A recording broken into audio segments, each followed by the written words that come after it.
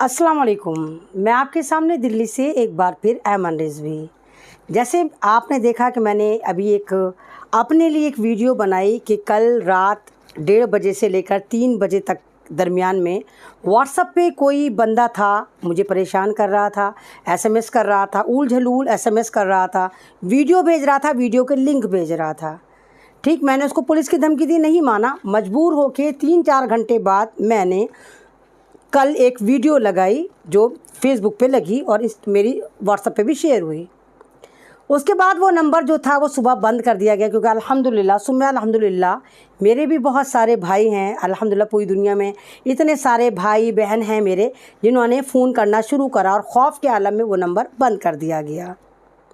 कमाल की बात है कि आज रात 10 बजे के बाद मेरे मोबाइल पे दूसरे नंबर से कॉल आनी शुरू हुई कि हमने वो बंदा पकड़ लिया जो आपको गालियां दे रहा था और आपने हमारे फ़ोटो गलत इस्तेमाल कर दिए। पहली बात, एक बात बताइए, जो मोबाइल एक दिन पहले बंद हो गया हो, बंद मोबाइल से कोई कैसे उस बंदे को ढूंढ सकता है जो मेरे साथ बदतमीज़ी कर रहा था, मेरे साथ बेहूदगी कर रहा था, मुझे मोहब्बत के पैगाम भेज रहा था। मतलब बंद मोबाइल में कोई एक अपने आप को फरमान साहब बता रहे हैं, उनका भी मैं स्क्रीनशॉट डाल रही हूँ, वो मुझे फ़ोन कर रहे हैं, जो मैंने फ़ोन नहीं उठाया, वॉइस एसएमएस से मेरी बात हुई और वो मुझसे कह रहे हैं कि उन्होंने मेरे मुजरिम को पकड़ लिया, बंद मोबाइल में जाकर पकड़ लिया, बंद मोबाइल में जाकर उन्होंने पकड़ा भी और मुजरिम से कहा भी कि देखो तुम ऐमन रिजवी को एसएमएस कर रहे थे, ऐसा ना करो। क्या बेहूदगी है। और कमाल की बात यह है कि एक बेचारे गरीब गुरबा लड़के को जो ऐसा लग रहा है कि अल्लाह में तौबा, अल्लाह माफ़ करे, अल्लाह माफ़ करे, कूड़ा बीनने वाला मासूम मजलूम सा 17-18 साल का लड़का है, जबरन उसके हाथ में मोबाइल देके उससे कबूलवा रहे हैं कि हाँ हाँ तूने ना ऐमन रिजवी को वीडियो दी थी, तूने तो ऐमन रिजवी को आई लव यू बोला था, तू ही तो ऐमन रिजवी से कह रहा था वो नहीं, तू नहीं डरेगा।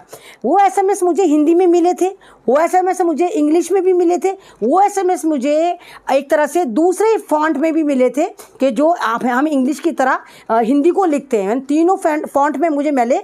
और वो जो बेचारा बच्चा जो लड़का सा 16-17 साल का है, उससे पकड़वा के जुर्म कबूल करवा रहे हैं कि जी आपने हमारे फ़ोटो का गलत इस्तेमाल करा। एक बात आप बताइए, क्या ये लड़के सेलिब्रिटी हैं, अपना आपको शाहरुख खान सलमान खान समझ रहे हैं कि तुम्हारे फ़ोटो को संभल के दूसरे लोग इस्तेमाल करेंगे?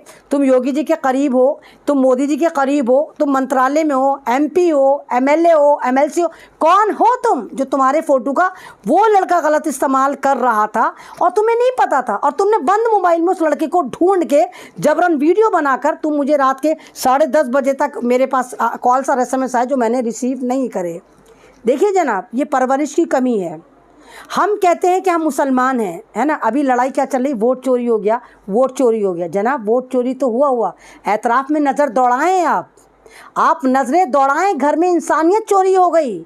आप घर में ये नज़र दौड़ाएं, घर में बेगैरती उरूज पर है। आप ये देखिए कि एक तरह से अदबो लिहाज जो औलाद का था वो चोरी हो गया। आप ये देखिए कि यतीमों के माल चोरी हो गए। आप देखिए हमारे घरों से दीन चोरी हो गया। इंस्टाग्राम पर लड़कियां 12-12, 13-13 साल की लड़कियां फ्री में मुजरे कर रही हैं, फ्री में मुजरे कर रही हैं सिर्फ पॉपुलर होने के लिए।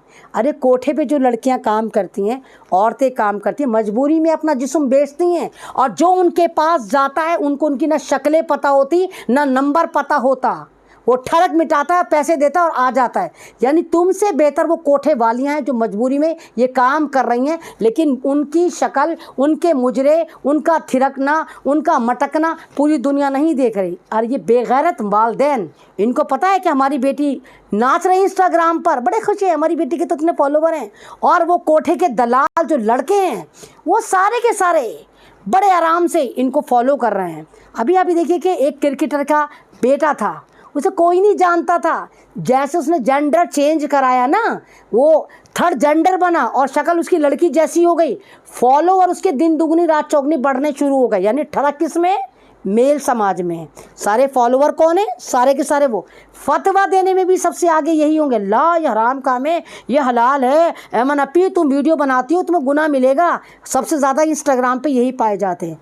जो इंस्टाग्राम का चक्कर चल रहा है और जो संभल का चक्कर चल रहा है, संभल के बारे में मौलाना सज्जाद नौमानी साहब ने कहा कि उन्होंने ख्वाब में देखा संभल जैसे इलाके में जहाँ बुज़ुर्ग हैं वहाँ पर आग के गोले गिर रहे हैं। और अगर आप इस वक्त हिस्ट्री देखी जाए तो इस वक्त संबल एक ऐसा टारगेट है जहां संबल में सबसे ज़्यादा गलत काम मुस्लिम समाज कर रहा है। अभी आपने देखा था वो गलोचिया लड़की पकड़ी गई थी, नंगी बुचियाँ बहनचिक माचिक बहनचिक करती थी, और हिंदुस्तान लाइव फरहान याया ने भी उनकी वीडियो लगाई थी, दिखाया था, सब ने लगाई थी, उनको पकड़ा था, पुलिस ने अरेस्ट करा था।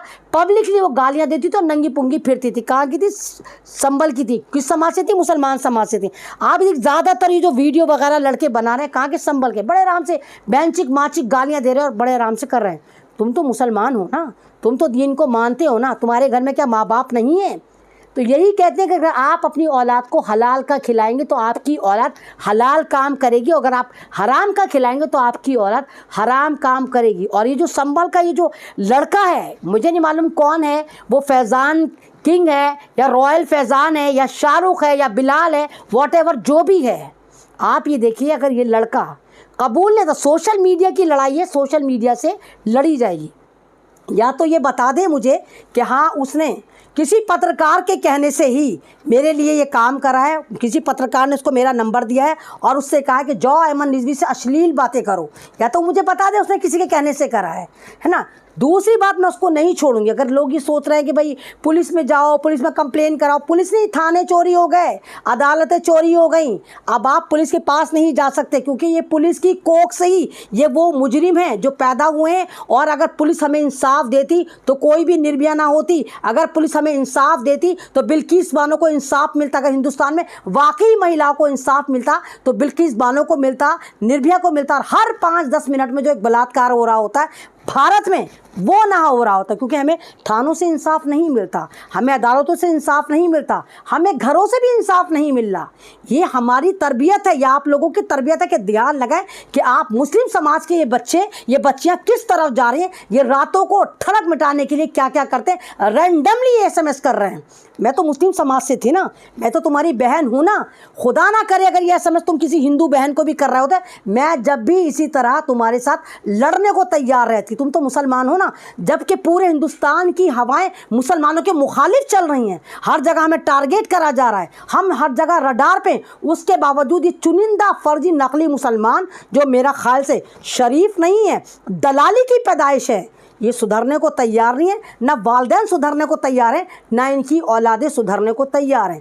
तो मैं तो चुप नहीं बैठूंगी, मैं ये सोशल मीडिया की लड़ाई है, सोशल मीडिया के तरीके से लड़ूंगी। और आप तमाम लोग भी अगर इन लोगों को जानते हैं तो इनको इतना, इनकी ज़िंदगी इतनी हराम कर दीजिए कि ये हिदायत पे जब तक ना आ जाए, इनको ना छोड़िए जब तक ये ना कहे कि हाँ वाकई ये गलत काम करे। ये रातों को जिस तरह लड़कियों को, औरतों को परेशान करते हैं, ये इस काम को ना छोड़ दे। जब तक इनकी बेटियाँ इंस्टाग्राम पर फ्री में मुजरे करने ना छोड़ दें, इनको मत छोड़िए, इनको हिदायत की तरफ लेकर आइए, इनको सीख दीजिए कि इस्लाम क्या सिखाता है, इस्लाम में औरत की इज्जत क्या है।